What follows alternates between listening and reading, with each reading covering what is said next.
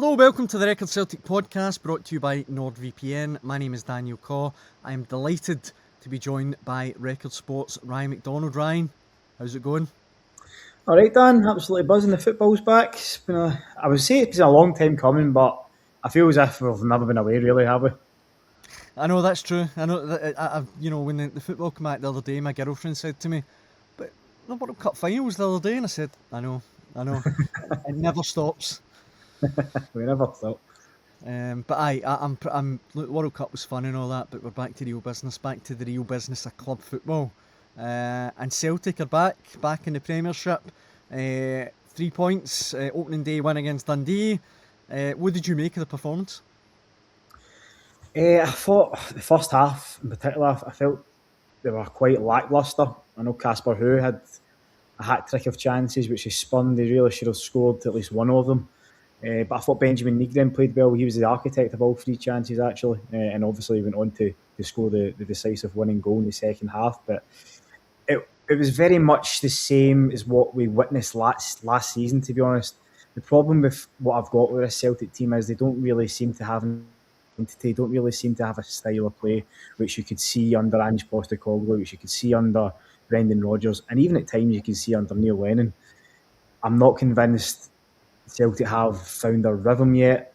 I don't think they've got really any decent patterns of play, which you can identify as a Celtic style.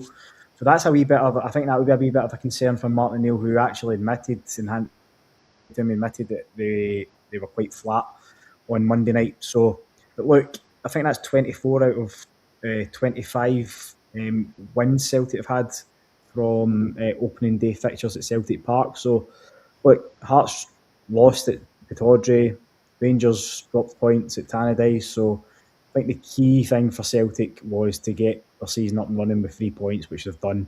But well, there's a lot of improvement got to be made, that's for sure, especially with this Champions League qualifier coming up. We will get to that Champions League qualifier in a little bit, because obviously a huge game for Celtic. But you mentioned Casper Who. I'm trying to think of the best way to describe his performance. I mean, kind of underwhelming for a big money signing. I know he almost scored a couple of goals, but he's very much a penalty box striker, it looks like. Yeah, I mean, I felt he did work his socks off. As I say, he was kind of linked up play. He combined really well with his fellow Scandinavian Benjamin Nygren. Who I thought, again, we'll maybe touch on him shortly, but I thought he was excellent. It was one of his best performances in a Celtic jersey, I thought, on Monday night. But yeah, I think obviously Casper Who being the marquee signing, the statement signing, a lot of fans were excited to see him. A lot of pressure on his shoulders making his debut in front of a full house as well. But look, I think he was in the right areas. His execution wasn't great. I think he snatched at a few chances. But I thought he kind of worked hard off the ball.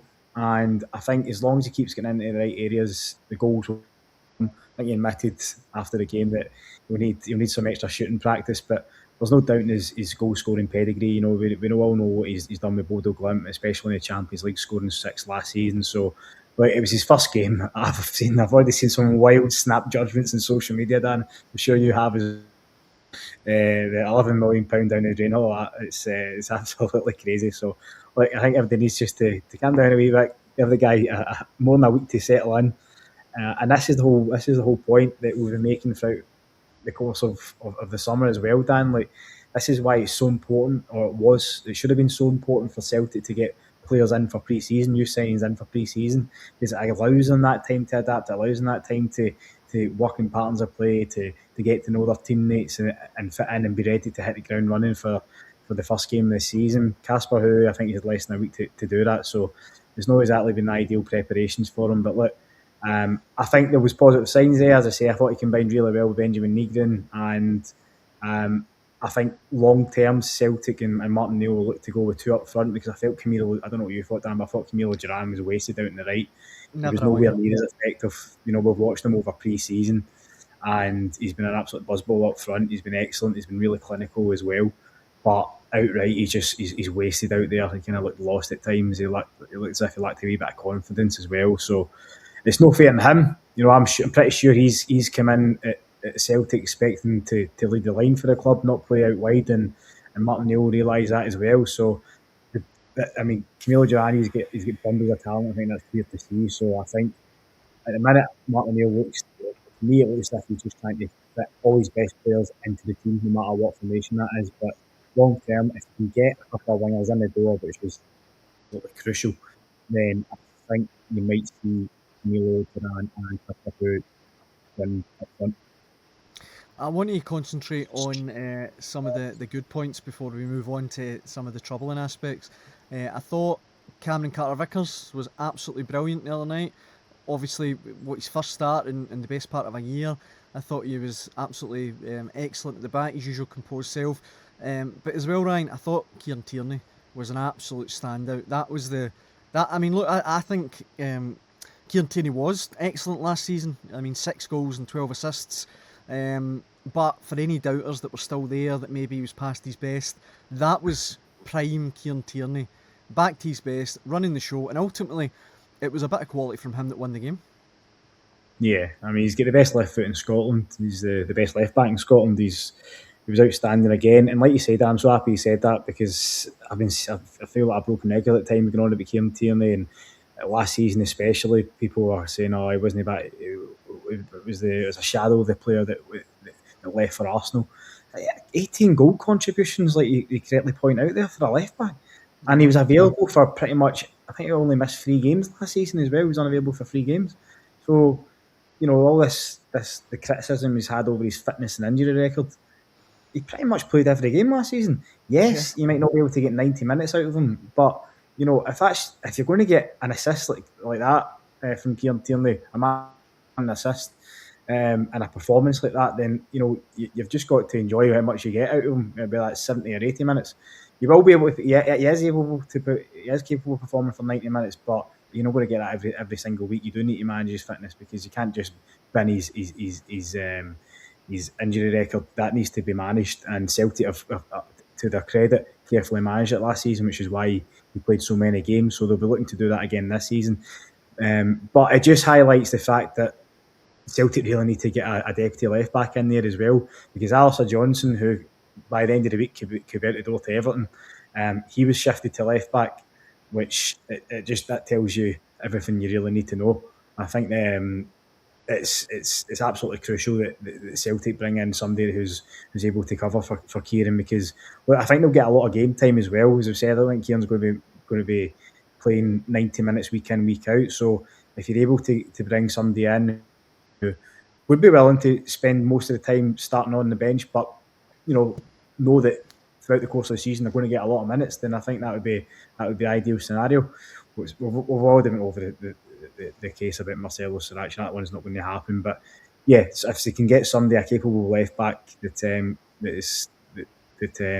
fill in for Kieran when required, I think that's got to be a priority, because all it takes is one injury and you're going to see Liam Scales starting at left back against LASK in the Champions League. Which, how many times have we seen that over the last decade? Even whenever it comes to these crucial Champions League playoffs, I always remember Near Beaton slotting in at centre back on a couple of occasions, and O'Connell as well. There's always that kind of defensive injury crisis when these Champions League qualifiers swing around, and Celtic never really seem to learn from their mistakes. So I really do think, while you've got KT starting and starting the season on fire, I still think getting a left back in is a priority.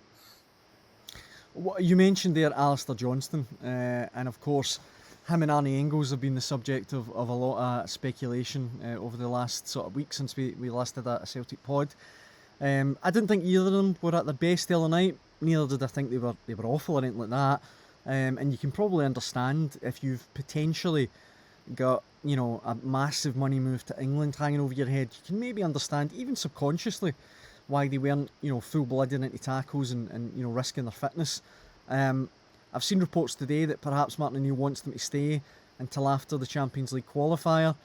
Where do you stand on that? Would you be keen to keep them, or would you be more in the mind that, look, if they're going to go, let's get it done and let's get replacements in? Yeah, we asked Martin that after the game on Monday night, and he said in an ideal world, as a manager, that's what he would want. But look, football doesn't operate in an ideal world. There's no such thing.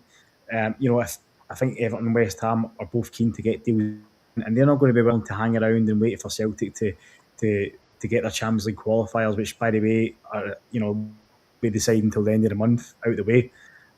So West Ham and Everton aren't going to be willing to do that. Likewise, the players, they'll be keen to get their futures thrashed out as well, and they won't really be.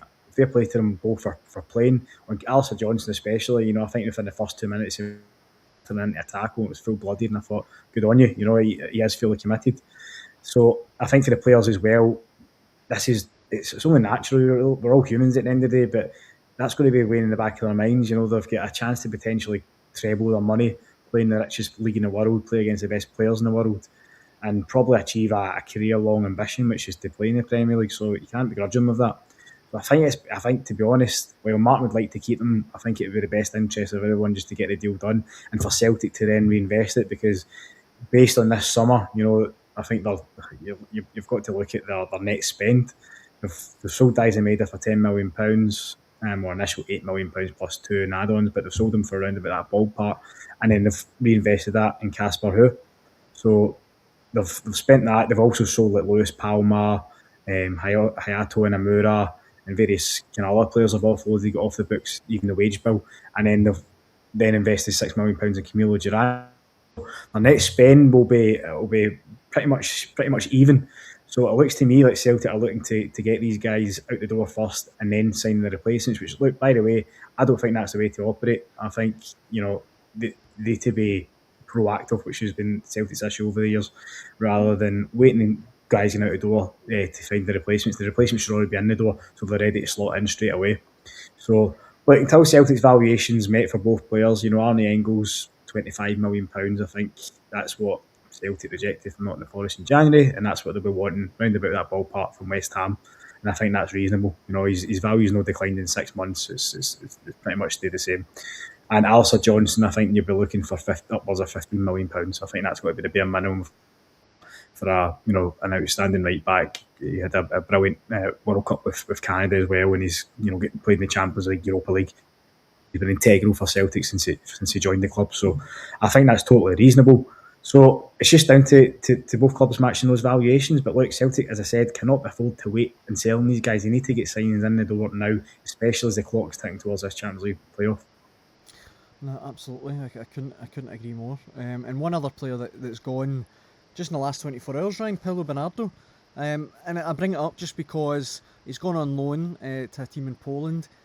I really thought, particularly after his first season when he was here on loan, I thought he was brilliant, Bernardo, and I really thought the ceiling was really high with him. I thought his potential was massive.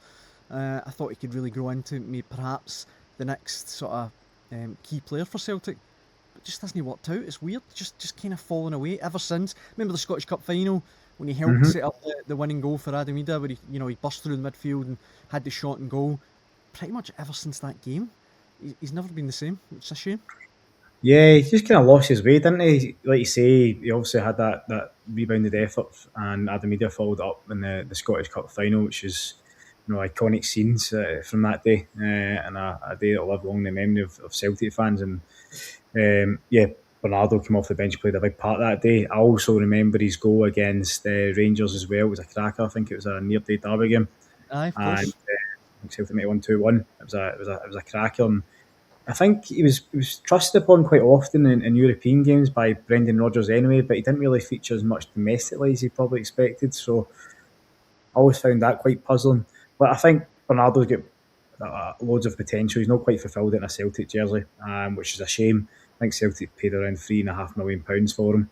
So after that first season, when he was on loan from Benfica, he thought that would be Celtic going to make that money back and then some, but it's not quite worked out that way. He's got a fresh start out, as you say, moving over to Poland on loan, and depending on how that goes, I know they've got the option to buy him as well. So I think you've probably seen the last of Paulo at Celtic, and you've got to wish him the best of luck. I know from my dealings with him in terms of kind of press conference in the media, he was always a really pleasant guy, really polite. He had quite a good grasp of English as well, and he was just a thoroughly decent gentleman. So I absolutely wish him the best of luck, and hopefully he can get a fresh start and kickstart his career over there. Aye, absolutely. Best of luck to him. With Bernardo going out, Ryan, and the others that you mentioned that have gone out already, perhaps it could pave the way for some incomings. And the one name that's been on the lips of a lot of Celtic fans this week is Fares Ghedjemis. Now, it's a guy we've talked about a lot on Record Sport Online and on this podcast. But I bring him up again, Ryan, because there was big news this week that apparently Rangers had an £8 million bid rejected for him. We know that Celtic have already had bids rejected for him. And this is a guy, Ryan, that Martin O'Neill has name-checked personally in the last 2 transfer windows. Now, Martin O'Neill's not a silly man. He's obviously an extremely experienced manager. He's not going to name-check someone and say, look, we're really close, if he doesn't really believe that. I mean, it just seems like an odd situation because we know how modern transfers work. I would imagine that someone, or Rangers wouldn't have made a bid unless someone close to Ghedjemis had encouraged them to do so. So it's a weird situation. I mean, what do you make of it? Yeah, I was maybe surprised that Martin went on record with it. We did ask him the question in a daily presser last Friday, I think it was, at Lennoxtown. They confirmed that they have a strong interest. He obviously couldn't speak on behalf of Rangers, but he said that he still kind of retains a strong interest in the player. So, look, he's clearly a player that Celtic have tracked for quite some time. Obviously, they were close to getting a deal over the line in January, but it kind of fell at the last hurdle. And, you know, I think he scored 15 goals in Serie B last season. So he's clearly, and he's an Algerian international as well. So he's clearly a player of real quality. And just judging by his numbers, you wonder if he can maybe fill that void left behind by Leo Labada. Because you know how prolific that Leo Labada was at Celtic, and he scored some huge goals as well. Celtic obviously got him for a cut price fee. But, you know, they're going to have to splash out big bucks to land Ghedjemis, as you say, Dan. So, yeah, looks like Rangers have come to the table with a couple of bids. The latest been £8 million, and they've both been rejected.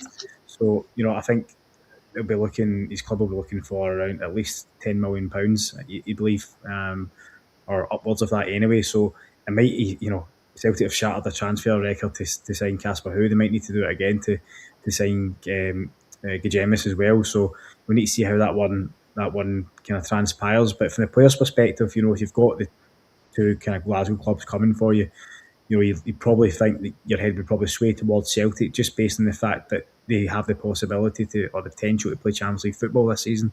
And obviously Celtic have been the dominant force in Scottish football for the best part of the last 15 years. So they also have a track record of bringing these guys in and selling them on to, you know, bigger leagues like the Premier League, which you're going to see with Arnie Engels, that you're going to see with Alistair Johnson. So there is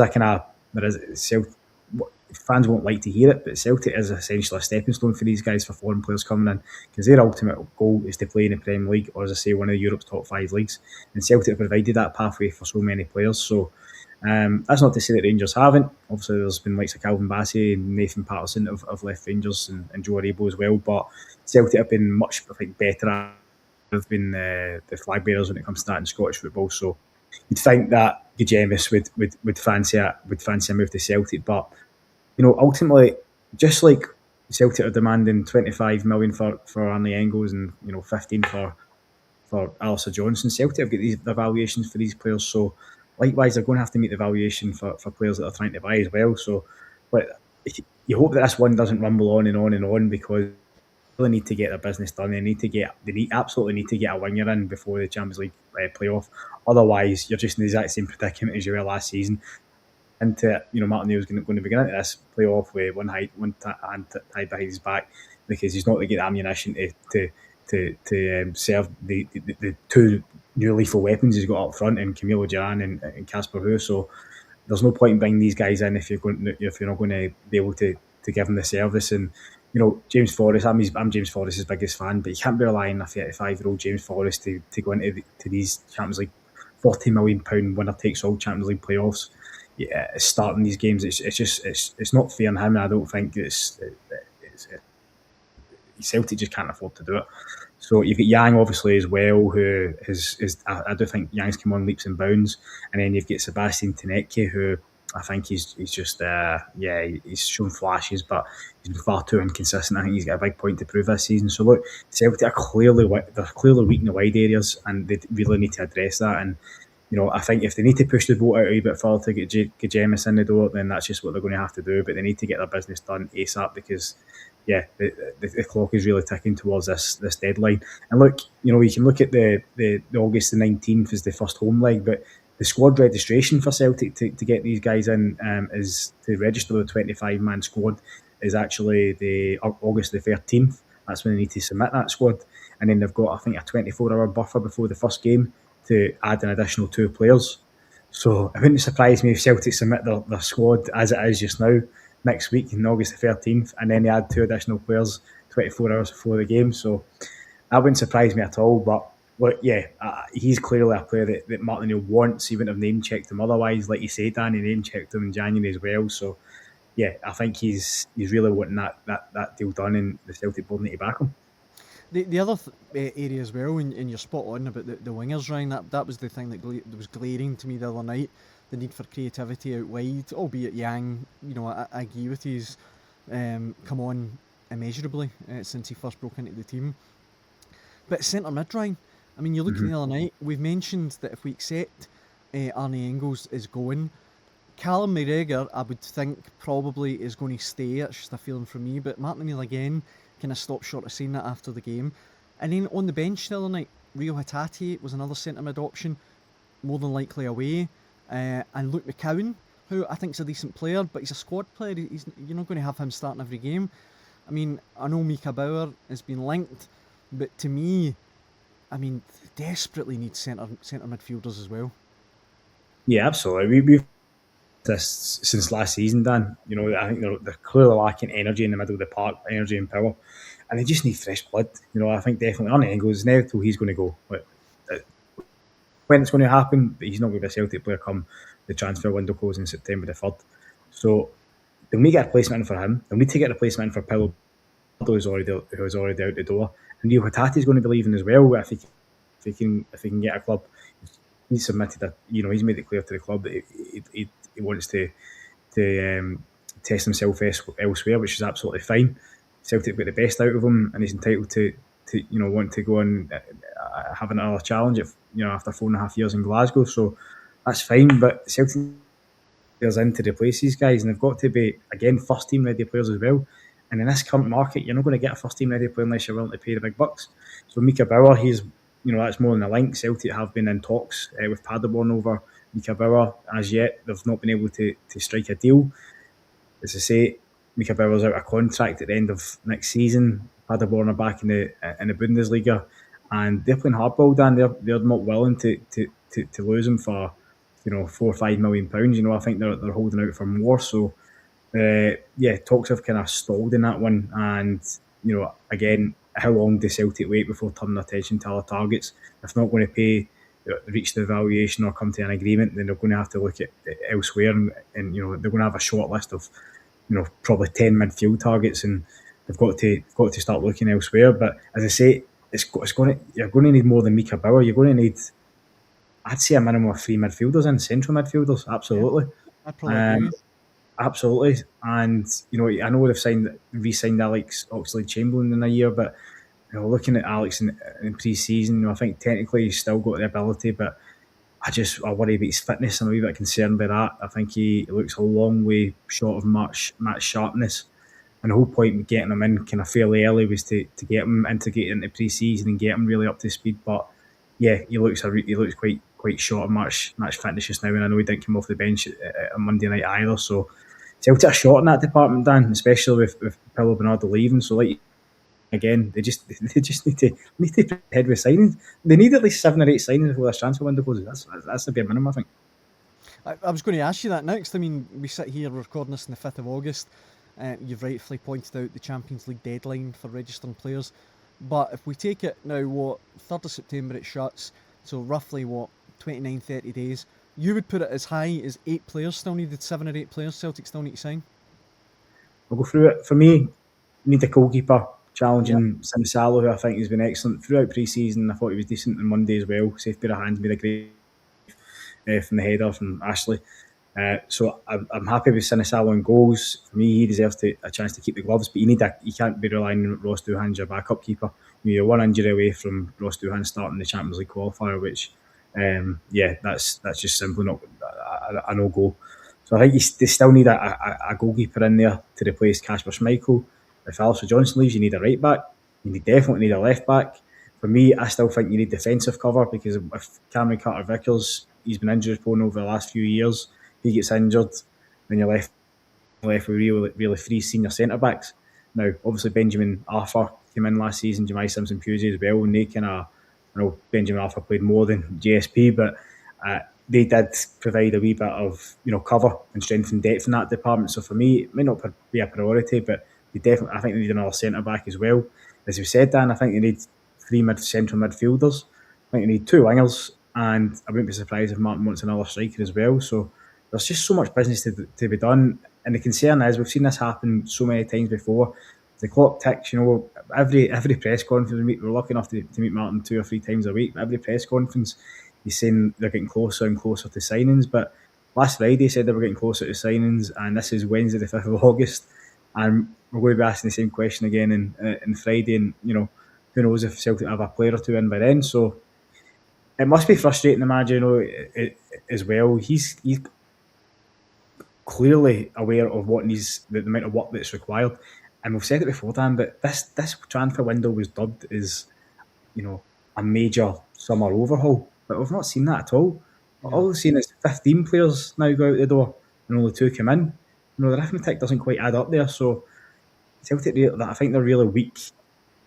Outside their starting 11, I think they're weak in pretty much all areas of the pitch in terms of backup options and strength and depth. And that's not going to be sustainable for if Celtic to compete in 4 competitions this season. It's really not.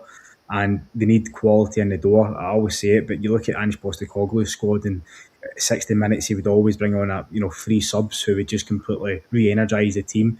And it wasn't a drop down in quality or levels either. If anything, they raised the quality. Always thinking like Aaron Moy and even Wheeler Bad at times coming on, Matt O'Reilly coming on, and or just Giacomakis. These are game changers that Celtic had in competing for starts, and if they were starting, they're on the bench. So that's the level Celtic need to strive to get back to again if they are to become the best versions of themselves that they can be. And I think that's what the fans will be demanding. So I think, for me, my perspective, my concern would be for Celtic is that the longer this window goes on, the more frustrated they get in their negotiations with clubs and struggling to meet the valuation of certain players.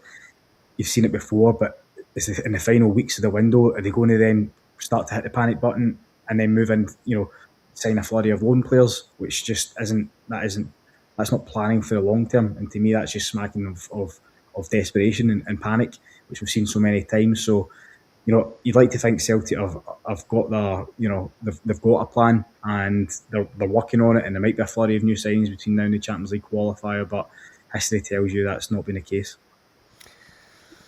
Certainly doesn't. I want to finish, Ryan, by talking a bit more about that Champions League qualifier. So since we last did a Celtic pod, LASK Linz have been drawn against Celtic, the Austrian champions. Now, you look at what Sturm Graz did to Hearts. They obviously came second in the Austrian Bundesliga. This isn't going to be an easy game. Obviously, champions from Austria won the Austrian title for the first time in 61 years last season. But look, without being disrespectful, without being complacent, if Celtic can't get past LASK Linz over 2 legs, they've really got no business being in the Champions League. That's how I would see it anyway. Yeah, I think you're spot on, Dan. Spot on. A Celtic with the draw LASK in the Champions League league phase or Europa League phase, you'd be looking at that as a fixture where, the Celtic should be getting 3 points there. So for me, I get it. There's a bit of Celtic fans are fearful of the qualifiers, given the record in them in over the last decade and even longer. They don't have a great record of progressing past the playoffs into the all group stages, but now the league phase. So you can understand why there's genuine fear and concern there. But I think while we rightly say they're the Austrian champions, and I know that RB Salzburg, for example, it's in the name, they're heavily backed. They've got a lot of money behind them, and they managed to topple them home and away last season, and they obviously beat a very good Sturm Graz side to the Austrian title as well. So they are a dangerous opponent. They're a tricky opponent, And, even though Celtic were a seeded side, luck hasn't really fallen in their favour when it comes to home advantage, because they're obviously playing the second leg away from home as well. So that hasn't really worked against them. That hasn't really worked out for them in that sense. So it just adds more kind of pressure on Celtic to go over there with a decent margin and get a decent first leg home win. And again, to do that, you're going to have to add quality, and you can't just be adding quality 24 hours before that game. They need to be in the door, and they need to have been up and running, been adjusted to their new environment, be settled into the squad, and hopefully have a game or two under the belt. So this is why it's just crucial. People talk about weeks, but I think these coming days are just crucially important for Celtic to get signings over the line. I really do. And I think they've only got two more games before the first Champions League qualifier at home to last. So the time is really ticking, Dan. We're 2 months into the window. We've got less than a month to go until the window shuts. So time is really running out. And yeah, you'd expect Celtic to, as always, on paper, Celtic will go into the game and into the tie as red hot favourites. But we've seen this movie so many times before. Carrete Almaty, I'm pretty sure the Celtic team and fans will still have scars from that whole episode last year. So you just don't really know, to be honest. You just don't know how it's going to pan out. But if they can get some signings in the door, then you'd like to think they would have a real good chance of qualifying, and hopefully they'll be able to do it with a wee bit to spare. Yeah, absolutely. Austrian champions, but they only finished with 4 points in their Conference League group last season. So, look, who knows what to expect. But as I say, I'll stand by my initial comment that if Celtic can't get by them, they don't deserve to be in the competition. But I guess we'll see. Well, I think that brings to the end of this week's Record Celtic podcast, brought to you by NordVPN. Ryan and I will be back next week when hopefully, Ryan, there'll be a few more Celtic arrivals. Don't hold your breath, Dan. You never know. Thank you very much for watching and listening at home. And as I say, Ryan and I will be back next week. Hope you can join us then. Cheers.